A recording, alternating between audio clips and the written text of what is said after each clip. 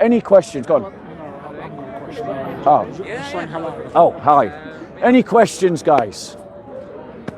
Younger Christians that are coming to the faith and growing in the Spirit, I've been recently talking to them, and they say that they have a problem now where it's like they have the world where they're with the church and they're with Christian people and they feel the fruits of the Spirit, and then there's a divide between the secular world and then this world, and maybe family or work. What would you say to mitigate the difference between the two, and how is a young Christian supposed to involve themselves within the world in a different way? Okay, guys, I hope you all heard the question, because I can't repeat everything that he just said. But basically, guys, we as Christians have to recognize that as Christians, put your hand up if you're a Christian. Right, if you put your hand up, we are the people of God. That is our identity. We don't have another identity, which means that the church is only as strong as you are, only as rich as you are, only as successful as you are, only as healthy as you are, only as dynamic as you are. All of your weaknesses are the weaknesses of the church. All of your strengths are the strengths of the church. The problem is that a lot of our leadership don't treat us like a people of God. They treat us like their social club.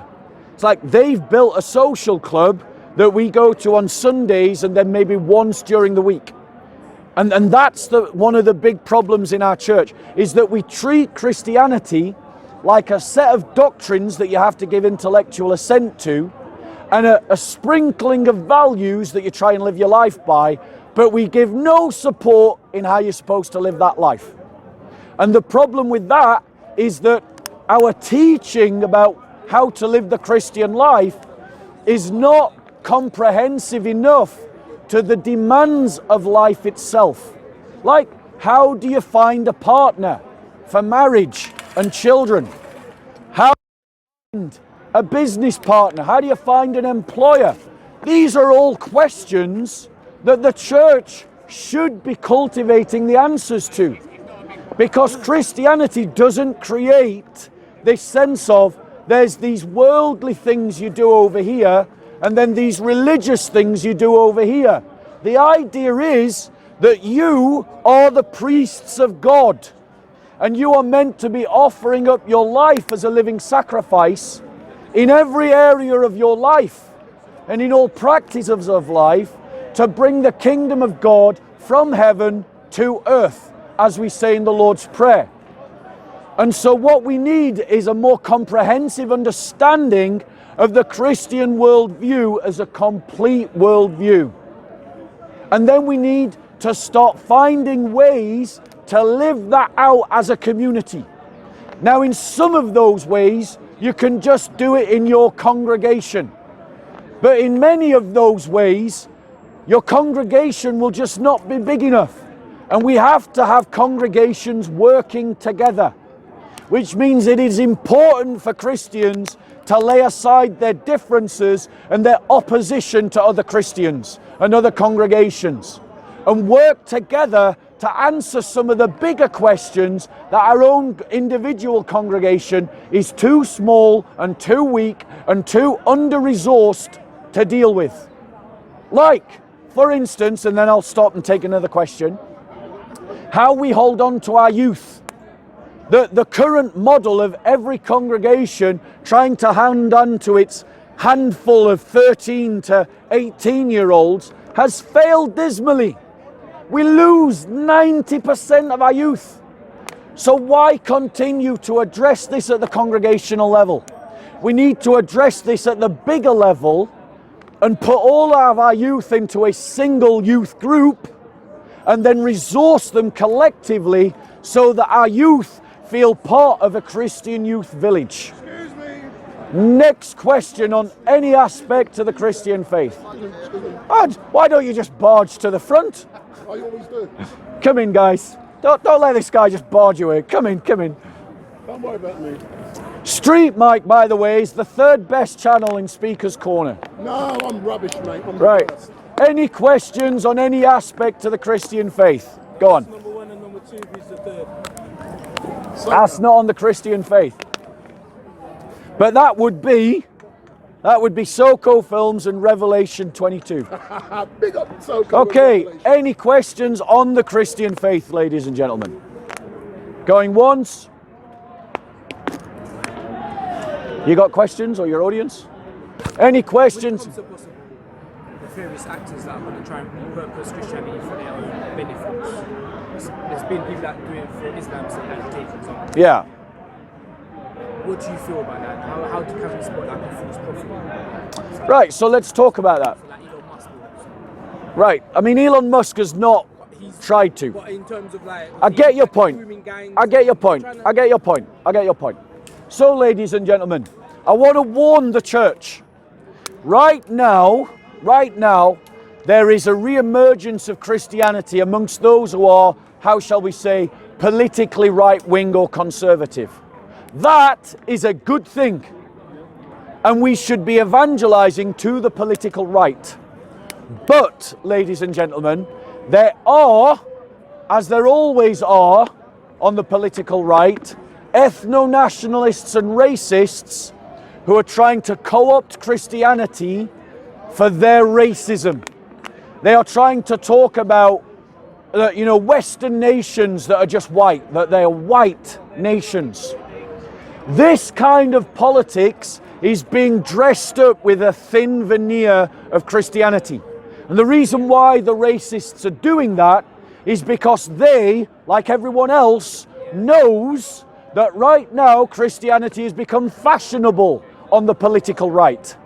And so they're trying to abuse our noble faith for their ethnic ideology. We must be on the guard for such people. We must be willing to oppose such people.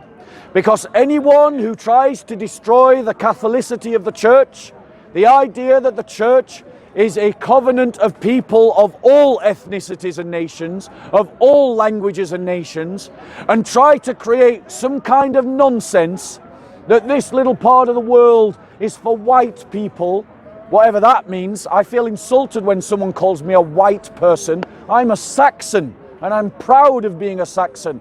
I'm not some homogeneous blob called white.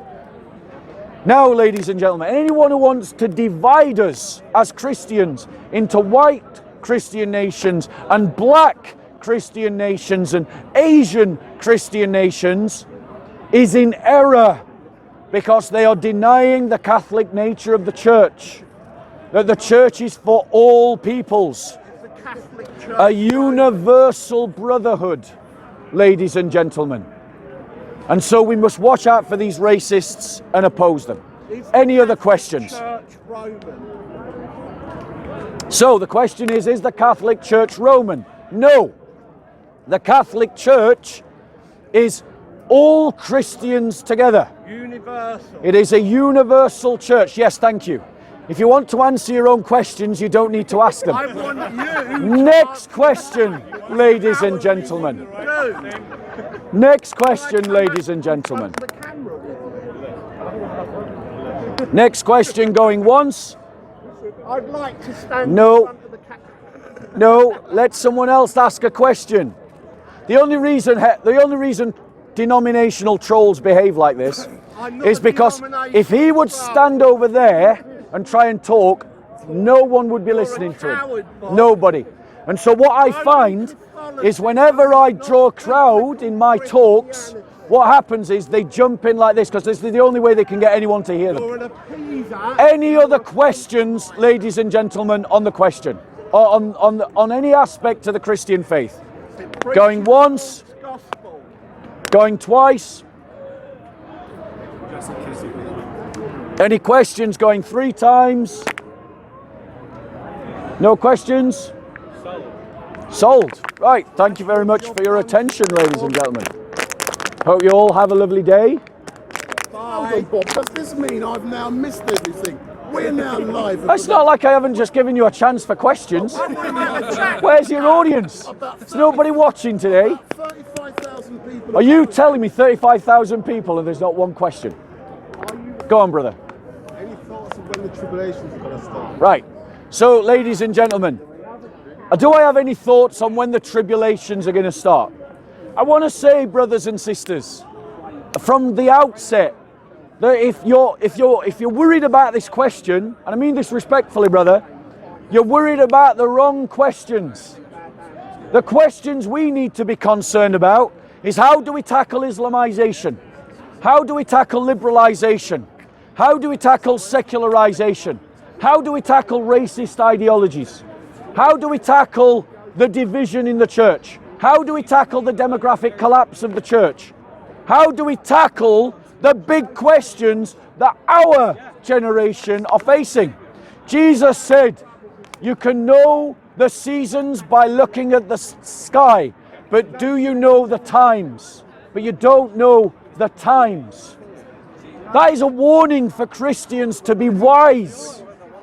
And I find that discourse around end times prophecy is often a distraction to Christians to deal with the real topics that we actually face. Whatever God has planned for the future will happen, regardless of our opinions about it. What the parables of Jesus call us to do is to be a faithful servant in our time, now, in this moment. And in this moment, we are threatened by Islamists. In this moment, we see the cancer of liberalism killing the West. In this moment, we see our children being sexualized by transgender ideology. In this moment, we see our governments mishandling the economy and taking us all over a cliff. These are the questions that we need to be dealing with. Any other questions on the topic, or any question about Christianity? So to answer your question very quickly, I don't have any strong opinions about the tribulation because my mind is filled with more present concerns. Any other questions? Go on, bro. Just a question, what you think about the prophecy of fire, because in the Bible fire is representative of God quite a few times. It also mentions the cleansing fire and the hell fire. There's two different types of fire. So I was wondering if you could explain a bit about fire in the Bible. Yep. So ladies and gentlemen, the imagery of fire is used in the Christian scriptures to describe the eternal punishment of hell, but also a purifying fire, which is the Lord's own glory. The Lord's own glory cannot exist in the presence of sin, or rather, sin cannot exist in the presence of the Lord's own glory. We are saved by the grace of God. That salvation is given to us as a gift. You did not earn it, and nothing that you do will justify you having it. But, ladies and gentlemen, now as Christians we do have it, we have an obligation to build upon it, and to build upon it with good works. Not because we're saved by those good works, but our thanksgiving for the gift of salvation. Good works like feeding the poor, housing the poor, helping the destitute, protecting children from rape gangs and paedophiles, which is why Christian men should join the paedophile hunting gangs that are doing the job of the police, because the police won't do them because they're scared of being called racist. It's why churches should support such groups. It's about standing up for our brothers and sisters who are persecuted and enslaved in the Islamic slave markets in Africa and the Middle East.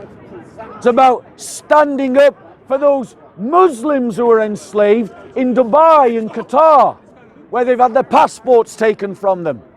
It's about standing up, ladies and gentlemen, for marriage and the family as the core identity and the building block of a society. Our good works that Jesus said you will be rewarded for. And so we will receive a reward for our good works.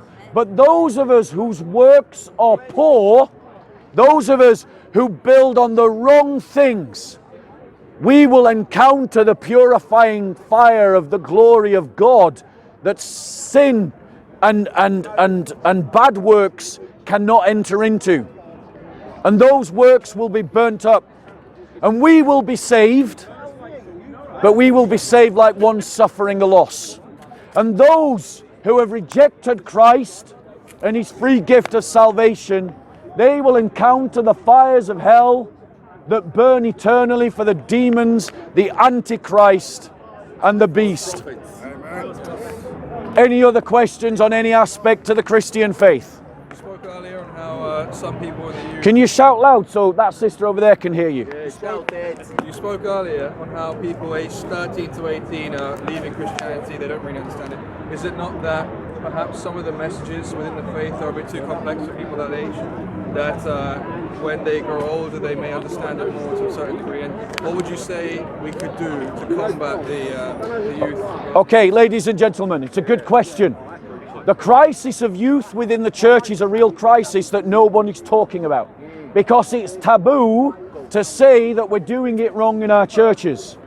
But wisdom is known by her children, or in this case, the lack of wisdom is known by the lack of children.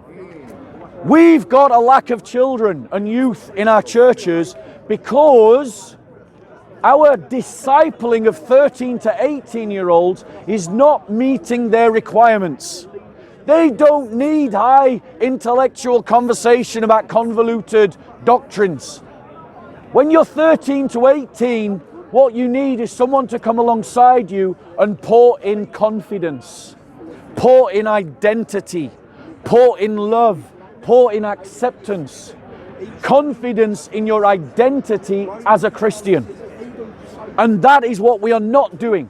When we get 13 and 18-year-olds, what we do is we sit them down and we bore them to death with theology. Theology that at that age you're just not interested in. At 13 to 18, you want to belong to a group, you want to explore your body and its abilities, you want to have and cultivate a sense of your own identity. And we need to disciple 13 to 18-year-olds to do that. But also we can learn from the Amish. The Amish church keeps 97% of its youth. Do you hear that? 97% of Amish youth continue in the Amish church. The reason why is because the Amish community alienates the surrounding world. It makes the surrounding world seem strange, alien to the Christian life. And that's what we as Christians must be doing. We must cultivate a Christian way of life that makes us distinct and different and emphasizes how different we are from the non-Christian world. This, incidentally, is how Muslims retain higher numbers of their youth, which is over 50%. They keep over 50% of their youth. Why? Because they alienate the rest of the surrounding culture from Muslim culture. And that's what we need to be doing in our churches.